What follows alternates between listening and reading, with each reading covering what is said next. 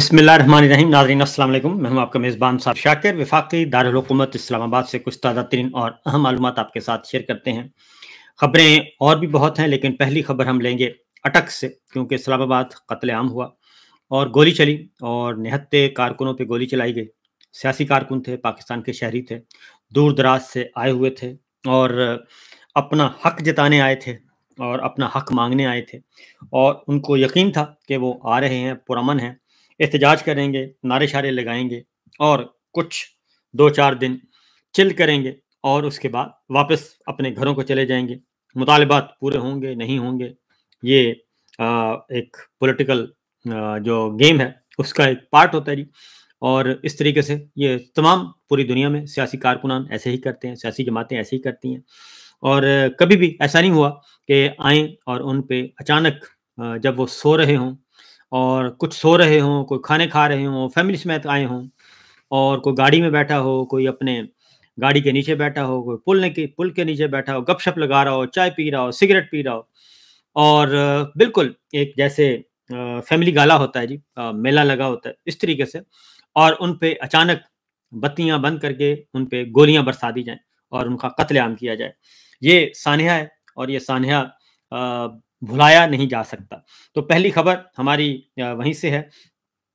उन्हीं में से एक थे, अटक से उनका ताल्लुक था और उनका ताल्लुक उनका पाकिस्तान तहरीक-ए-इंसाफ से ताल्लुक मलक इदरीस साहब। तो उनको गोली लगी। गोली लगने के बाद बिल्कुल हस्बे मामूल उनके साथ भी वही कुछ हुआ कि वो छुप-छुपा के कहीं न कहीं वो पहुँच गए हॉस्पिटल इलाज करवाने के लिए और फिर उनका पीछा किया गया और उनका पीछा भी किया गया, उनको तंग भी किया गया और उन्होंने खुद अपने एक टेलीफ़ोन कॉल सुन रहे थे, वो रिकॉर्ड हुई। उसमें उन्होंने बताया और 2-4 दिन पहले की है और उसमें उन्होंने बताया कि अब मैं थोड़ा-सा बेहतर हूँ। बस ये एजेंसियों वाले तंग कर रहे हैं, इनसे बचना है, इनसे भी बचना है और अपना इलाज भी करवाना है। ये सूरत-ए-हाल थी, लेकिन आज जो है वो उनका जी इंतकाल हो गया और बहुत अच्छी तबीयत के लग रहे थे और वैसे भी अ, अटक के लोग वैसे भी प्यारे होते हैं, सॉफ्ट स्पोकन हैं। तो वो उनका जब जनाज़ा पहुँचा उनके गाँव में, तो वो मैं आपको मनाज़र दिखाता हूँ, ताकि आपको अंदाज़ा हो सके कि ये ट्रेजेडीज़ जो वो जो कहते हैं जो लोग ये कहते हैं, फिर उनके मज़ाक भी उड़ाया गया। तो जो ख़ास तौर पे उनकी बात करूँगा, जो कि मज़ाक उड़ाने जो लाशों पे सियासत कर रहे हैं और कहते हैं कि बताएँ लाशें किधर हैं? जब इस तरह की बातें करते हैं, तो फिर अफ़सोस भी होता है। ये आपको दिखाते हैं जी मनाज़िर, आप देखिएगा कि किस तरीके से उनका जनाज़ा जो है वो पहुँचा, तो क्या सूरत-ए-हाल थी। ये मलक इदरीस साहब हैं जी, जिनके गाँव पहुँचे हैं और ये सूरत-ए-हाल है। आहो-बका है और हर आँख जो है वो अश्कबार है। ये सूरत-ए-हाल है।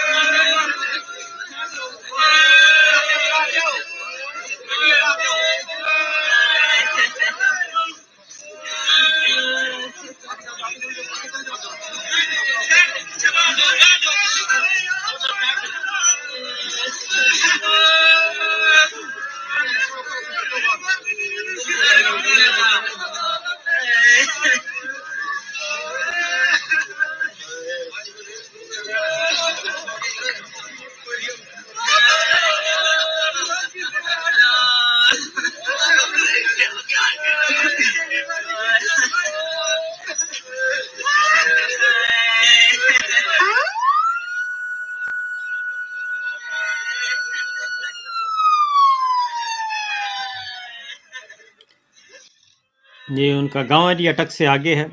वहाँ पे ये उनकी डेड बॉडी आ रही है और ये गाँव में उनका इस्तकबाल किया जा रहा है। गए थे तो बिल्कुल ठीक थे, अपने पाँव पे चल के गए थे خوشی خوشی گئے تھے، اور اب ان کی ڈیڈ باڈی آئی ہے۔ یہ کہتے ہیں کہ بتائیں کہاں پہ ہوا، کیسے ہوا۔ یہ ایک مثال ہے، اور اس طریقے سے پتہ نہیں بیچارے کتنے زخمی ہیں جو کہ چھپتے پھر رہے ہیں۔ اور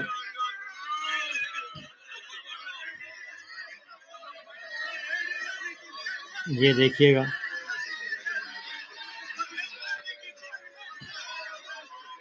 کتنے زخمی ابھی بھی وہ ہیں، بلکہ لاپتہ بھی ہیں، 100 سے زیادہ لاپتہ ہیں جن کا ابھی تک کچھ پتہ نہیں چلا، اور ان کے بارے میں بتایا بھی نہیں جا رہا، اور ہزاروں لوگ جو ہیں وہ جیلوں میں ہیں۔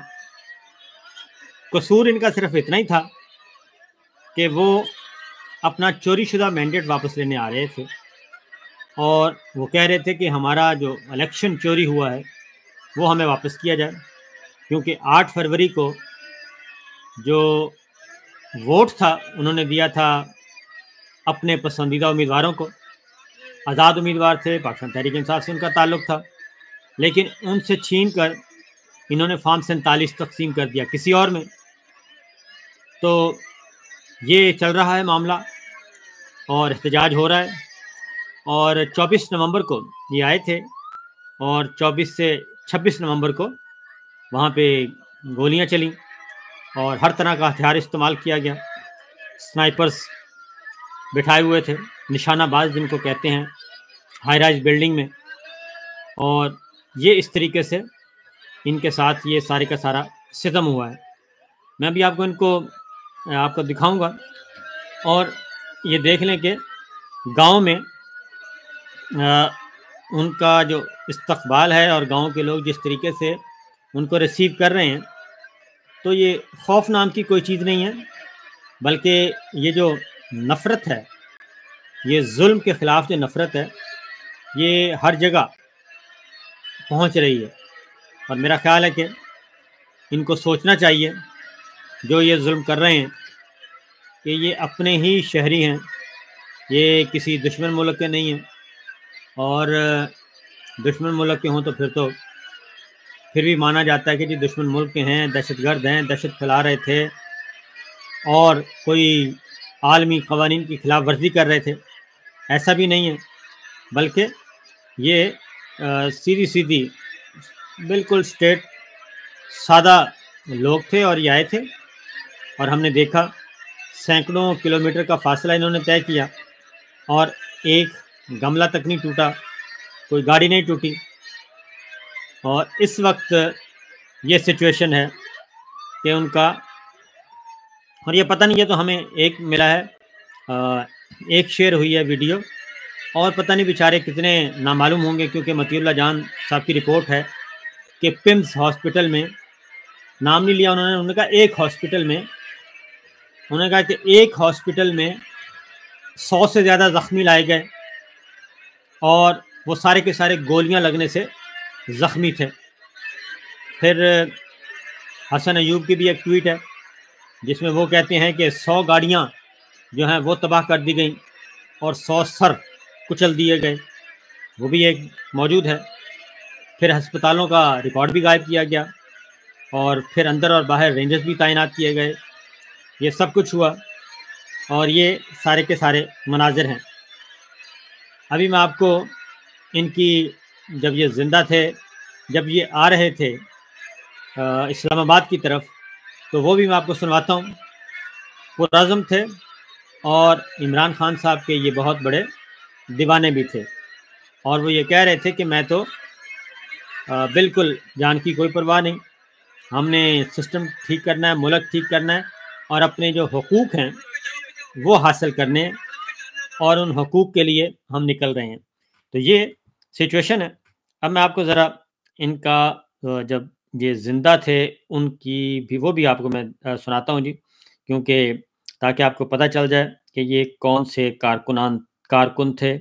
یہ ان کی جی جو تصویر ریلیز ہوئی ہے، یہ وفات کے بعد کی یہ تصویر ہے۔ یہ ملک ادریس ہیں، اور وہ جو سٹائل ہے پگڑی باندھنے کا، وہ پگڑی انہوں نے باندھی ہوئی ہے اور ایسے ہی ہے جیسے بیچارے سو رہے ہیں۔ ایک اور آپ کو میں دکھاتا ہوں، یہ آ گیا جی، جب یہ آ رہے تھے اسلام آباد کی طرف تو ان کا کیا تھا۔ ڈیل چوک میں سنا ہے بڑی نفری ہے، بڑی شیلنگ ہوگی، بڑی مار پیٹ۔ آگے ڈیل چوک میں سنا ہے بڑی نفری ہے، بڑی شیلنگ ہوگی، بڑی مار پیٹ۔ آپ تو آگے ڈیل چوک میں سنا ہے بڑی نفری ہے، بڑی شیلنگ ہوگی، بڑی مار پیٹ۔ آپ تو لگاتار لڑتے آ رہے ہیں۔ موت کو گلے لگا کے نکلے ہیں گھر سے، موت سے ہم نہیں ڈرتے۔ عزت کرو، عزت کرو۔ اللہ نے اپنے پاس رکھا ہے، تو پھر ڈر کس چیز کا؟ پنجابی بھی ڈر پائیے نا۔ تو وہ یہ کہہ رہے تھے کہ جناب ہم تو نکلے ہیں اپنے حقوق کے لیے، اور پھر ڈر کس چیز کا، اور اسی لیے یہ سب کچھ ہو رہا ہے اور اتنا ظلم ہو رہا ہے۔ اصل معاملہ یہی ہے جی کہ جب تک یہ ظلم ہوتا رہے گا، آپ کو ایک اور بھی سنواتا ہوں ہاسپٹل کی، جب یہ کچھ بہتر ہوئے اور ہاسپٹل کی ان کی ویڈیو ہے وہ بھی سن لیں۔ چلو اور گھر بار میں سب خیریت ہے؟ میں بالکل اللہ کا شکر ہے، الحمدللہ ٹھیک ہوں۔ اصل میں وہ ہمارے ساتھ تو ایک تو یہ تھا کہ ہم یہ ایڈمٹ تھے، دوسرے یہ ایجنسیوں کے یہ وہ اتنے چکر جناب، ان سے بھی فاروق اور علاج بھی کراؤ، یہ طرح طرح کے مسائل ہمارے ساتھ تھے۔ تو ابھی الحمدللہ کوئی 3-4 دن سے طبیعت جو ہے نا وہ بہت اچھی ہوئی ہے، بہتر ہوئی ہے۔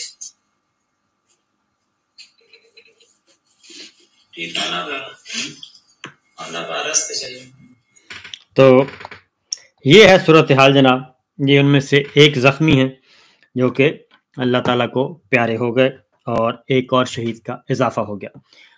یہ خون کس کے رنگ ہے اور کس کے ذمے ہے، یہ اس بات کا تعین ابھی ہونا ہے، اور دنیا میں ہو سکتا ہے وہ بچ جائیں کچھ عرصہ کے لیے یا مستقل، لیکن اللہ تعالیٰ کی عدالت میں کوئی بھی نہیں بچ سکے گا۔ فی الوقت اتنا ہی، اجازت دیجیے، اللہ حافظ۔